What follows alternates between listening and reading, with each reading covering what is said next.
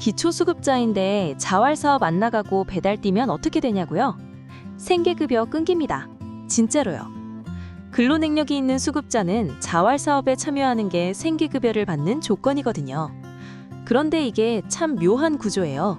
일하고 싶어서 배달을 뛰겠다는 건데 그게 오히려 수급 자격을 위협하는 상황이 되는 거니까요. 그렇다고 배달을 아예 못 뛰는 건 아닙니다. 조건이 있어요. 오늘 영상에서는 배달 같은 소득 활동을 하면서도 자활사업에서 빠질 수 있는 정확한 기준, 그리고 배달 소득이 수급 자격과 급여에게 어떤 영향을 미치는지까지 하나도 빠짐없이 알려드리겠습니다. 안녕하세요. 소소하지만 담백한 복지 이야기를 전해드리는 소담이입니다. 먼저 기본 구조부터 짚어볼게요. 근로능력이 있는 생계급여 수급자는 조건부 수급자로 선정됩니다. 쉽게 말해서 자활사업에 참여해야 생계급여를 준다는 뜻이에요. 국민기초생활보장법 제9조 5항에 명시된 내용이고 이걸 어기면 조건 불이행으로 생계급여가 중지될 수 있습니다. 그런데 여기서 중요한 예외가 하나 있어요. 이미 일정 수준 이상의 소득 활동을 하고 있다면 자활사업에 참여하지 않아도 됩니다. 이걸 조건부가 유예라고 해요. 자활사업 의무 자체를 면제해주는 겁니다. 배달 일을 하시는 분들은 이 조건부가 유예에 해당되는지가 핵심이에요. 기준은 두 가지를 동시에 충족해야 합니다. 첫째, 근로동은 사업에 종사하는 대가로 월 90만 원을 초과하는 소득을 얻고 있어야 합니다. 둘째, 근로시간 조건도 맞아야 해요. 주당 평균 3일 이상, 하루 6시간 이상 근로에 종사하거나 주당 평균 4일 이상의 기간 동안 22시간 이상 일해야 합니다. 배달 플랫폼으로 일하시는 분들은 대부분 일용 근로자에 해당되거든요. 월 소득이 90만 원을 넘고 근로시간 조건까지 충족하면 자활사업에 안 나가도 조건부가 유예로 인정받을 수 있습니다. 반대로 월 90만 원 이하거나 근로시간이 기준에 못 미치면 조건부가 유예가 안 됩니다. 이 경우 자활사업에 참여해야 하고 불참하면 생계급여 중지 대상이 돼요. 이게 참 아이러니한 부분인데요. 배달을 뛰더라도 월 90만 원을 못 넘기면 자활사업도 나가야 하고 배달도 해야 하는 이중 부담이 생기는 거예요. 제도의 취지는 이해하지만 현장에서 이게 실제로 가능한지는 좀 다른 문제거든요. 그러면 월 90만 원을 살짝 못 넘기는데 그래도 배달을 계속하고 싶다면 방법이 없을까요? 조건 제시 유예라는 게 있습니다. 조건부가 유예와 다른 건데요. 조건부가 유예는 자활사업 의무 자체를 면제해주는 거고 조건 제시 유예는 조건부 수급자이긴 한데 일시적으로 참여를 유보하는 겁니다. 월 소득이 90만 원 이하더라도 연령이나 가구 여건, 지역 여건 등을 고려해서 현재의 소득 활동을 유지하는 게 자활사업 참여보다 적절하다고 판단되면 시군구청장이 조건 제시 유예를 결정할 수 있어요. 이건 분기마다 관리되고 여건을 검토해서 결정하기 때문에 담당 공무원과 반드시 상의가 필요합니다.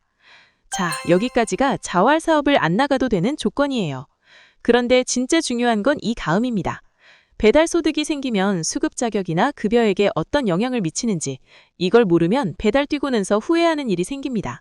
여기서 좋아요 한번 눌러주시면 바로 그 계산 구조 알려드릴게요. 기초수급자의 급여액은 소득인정액으로 결정됩니다. 소득인정액이란 소득평가액과 재산의 소득환산액을 합친 금액이에요.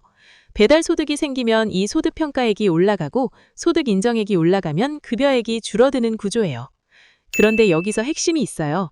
근로소득공제라는 제도 덕분에 번 돈을 전부 소득으로 잡지 않습니다. 생계급여와 주거급여, 교육급여 수급자는 근로소득과 사업소득에 대해 30%를 공제받아요. 100만 원을 벌면 70만 원만 소득으로 잡힌다는 뜻이에요. 여기에 추가 공제까지 받을 수 있는 분들이 있어요. 34세 이하인 분은 60만 원을 먼저 빼고 나머지 금액에서 30%를 또 공제합니다.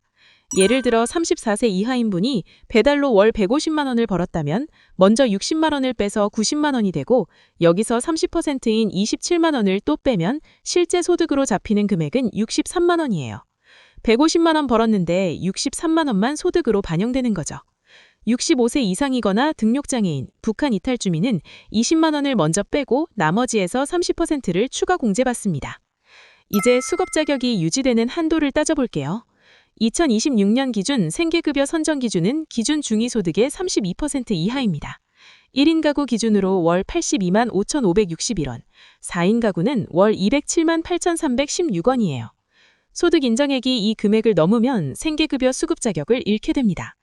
배달 소득이 늘어나면 공제를 적용하더라도 소득 인정액이 올라가고 선정 기준을 초과하는 순간 생계급여가 끊기게 돼요. 그래서 무턱대고 많이 벌면 좋다가 아니라 자기 가구 기준으로 어디까지가 안전한 범위인지를 정확히 계산해 봐야 합니다. 그리고 실무적으로 꼭 알아두셔야 할 게 있어요. 배달 소득은 반드시 신고해야 합니다. 소득신고서를 통해 금액을 증빙하게 되어 있고 신고하지 않으면 보장기관에서 직접 확인 소득을 부과할 수 있어요. 나중에 소득이 뒤늦게 확인되면 이미 지급된 급여를 환수당하는 경우도 있거든요. 이건 현장에서 정말 많이 보는 패턴입니다.